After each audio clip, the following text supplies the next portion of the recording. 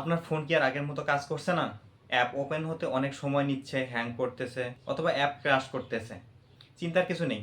আজকের এই ভিডিওতে আমি এমন সিক্রেট 5টি ট্রিক্স আপনাদের সাথে শেয়ার করব, যেগুলো যদি আপনারা ফলো করেন তাহলে ফোন চলবে রকেটের গতিতে। ট্রিক্স নাম্বার 1, প্রথম যে ট্রিক্সটি আপনাদের সাথে শেয়ার করব সেটি হচ্ছে কেজ মেমোরি ক্লিয়ার। আমরা যখন ফোন ইউজ করি, আমাদের ব্যবহৃত অ্যাপগুলো প্রতিনিয়ত কেজ মেমোরি রিজার্ভ করে থাকে। সেগুলোকে আমাদেরকে ডিলিট করার প্রয়োজন হয়, তা না হলে আমাদের ফোনের যে স্টোরেজ আছে সেগুলো ডে বাই ডে রিজার্ভ হতে থাকে। এই কেজ মেমোরি ডিলিট করার জন্য আপনারা ফোনের সেটিংসে চলে যাবেন, তারপর সেটিংস থেকে অ্যাপস স্টোরেজে চলে যাবেন। সেখানে একটা একটা অ্যাপ ওপেন করে সেগুলোর কেসগুলো ডিলিট করে দিবেন। সেখানে আপনারা ডাটা ক্লিয়ার নামে যে অপশনটি দেখতে পাবেন সেগুলো ডিলিট করে দিলে ফোন অনেকটা হালকা হয়ে যাবে। বিশেষ করে ফেসবুক, ইনস্টাগ্রাম, টিকটক এই রিলেটেড যে অ্যাপসগুলো আছে এগুলো প্রচুর পরিমাণ ডাটা রিজার্ভ করে থাকে।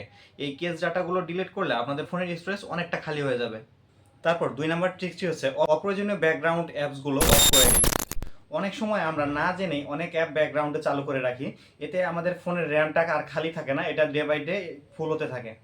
এটি অফ করার জন্য আপনারা ফোনের সেটিংসে গিয়ে ব্যাটারিতে যান, তারপর যে অ্যাপগুলো আপনারা ইউজ করছেন না সেগুলোর জন্য ব্যাকগ্রাউন্ড ইউজেস স্টপ করে দিন।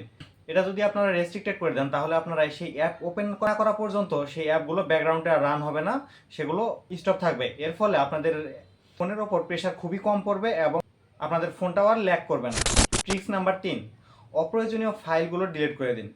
অনেক ক্ষেত্রে দেখা যায় আমাদের ফোনের ইন্টারনাল স্টোরেজটা অনেক জাঙ্ক ফাইলের কারণে ফুল হতে থাকে, অথবা আমাদের কোনো লার্জ ফাইল যদি থেকে থাকে সেগুলো আমরা এক্সটার্নাল স্টোরেজ যেমন এসডি কার্ড, তারপর আমরা যে কোনো ড্রাইভে আপলোড করে রাখতে পারি। এর ফলে আমাদের ইন্টারনাল স্টোরেজে অতটা প্রেশার পড়বে না এবং সেটা খালি থাকবে, এতে আমাদের ফোন অনেকটা ফাস্ট হবে।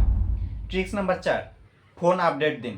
আপনারা অনেকে ফোন আপডেট দিতে ভয় পান, চিন্তা করেন এই আপডেটের ফলে ফোনে কোনো বাগ আসবে কিনা বা কোনো ভাইরাস আসার সম্ভাবনা আছে কিনা, ফোনের সিকিউরিটি কমে যাবে কিনা। আসলে কিন্তু সেটা ঘটে না।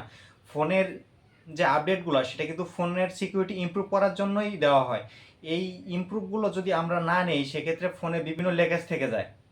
সেজন্য প্রতিনিয়ত ফোনে আপডেট আসা মাত্রই আমাদের উচিত ফোনকে আপডেট দেওয়া। যদি আপনারা আপডেট দিয়ে না থাকেন তাহলে আপনারা সেটিংসে চলে যাবেন এবং সেখানে সফটওয়্যার আপডেট নামে একটি অপশন দেখতে পাবেন। সেখানে গিয়ে আপনারা আপনাদের ফোনটা আপডেট করে নেবেন। যদি আপডেট এসে থাকে তাহলে অবশ্যই আপডেট দিয়ে নেবেন। Tricks number 5, live wallpaper optimise করুন।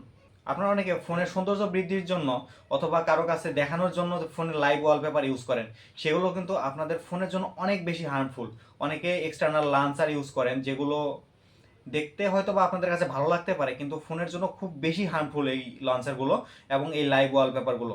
লাইভ ওয়ালপেপার ইউজ করা আর এক্সটার্নাল লঞ্চার ইউজ করা থেকে বিরত থাকবেন, তাহলে দেখবেন আপনাদের ফোন অনেক বেশি ফাস্ট হয়ে গেছে। আপনারা যদি এই 5টা ট্রিক্স নিয়মিত ফলো করেন এবং আপনাদের ফোনকে ডে বাই ডে ইমপ্রুভ করেন তাহলে দেখবেন আপনাদের ফোন আর কখনোই স্লো হচ্ছে না। আর আপনাদের ফোনটা যদি খুব বেশি পুরাতন হয়ে থাকে তাহলে চেষ্টা করবেন ফোনটা মাঝে মধ্যে রিসেট দেওয়ার আগে অবশ্যই ফাইল ব্যাকআপ দিয়ে নেবেন। আর আপনাদের জিমেইলের অ্যাক্সেস আপনাদের কাছে আছে কিনা সেটা অবশ্যই ইনশিওর করে নেবেন। জিমেইলের অ্যাক্সেস ইনশিওর করে এবং ফাইলগুলো ব্যাকআপ দেওয়ার পরে আপনারা অবশ্যই রিসেট দিবেন। তো ভিউয়ার্স, ভিডিওটি আর লং করবো না। ভিডিওটি যদি আপনাদের ভালো লাগে থাকে তাহলে অবশ্যই লাইক কমেন্ট শেয়ার করবেন আর আপনাদের বন্ধুদের কাছে এই ভিডিওটি শেয়ার করে দিন যাতে তারা উপকৃত হতে পারে। দেখা হচ্ছে পরে কোনো ভিডিওতে। আল্লাহ হাফেজ।